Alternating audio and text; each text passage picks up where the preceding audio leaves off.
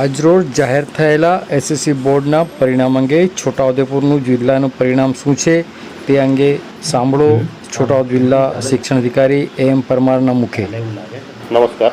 ગુજરાત માધ્યમિક અને ઉચ્ચતર માધ્યમિક શિક્ષણ બોર્ડ ગાંધીનગર આયોજિત ધોરણ 10ની ફેબ્રુઆરી-માર્ચ 2026ની જાહેર પરીક્ષાઓના પરિણામો આજરોજ જાહેર કરવામાં આવેલા છે. સદર પરિણામોની અંદર છોટાઉદેપુર જિલ્લાની અંદર ધોરણ 10ની અંદર કુલ 17 કેન્દ્રો ઉપર પરીક્ષાનું આયોજન કરવામાં આવેલું હતું.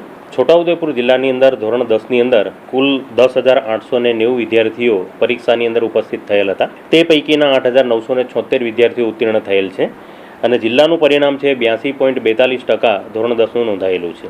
જિલ્લામાં સૌથી વધુ પરિણામ ધરાવતું કેન્દ્ર છે પાવીજેતપુર, જેનું પરિણામ છે 94.34%.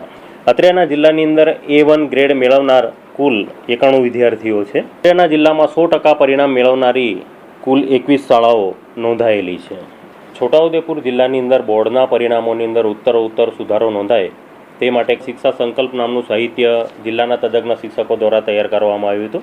એ સાહિત્યના કારણે જે અભ્યાસમાં પાછળ રહેતા વિદ્યાર્થીઓ હતા એમને વિશેષપણે લાભ થયેલો હતો.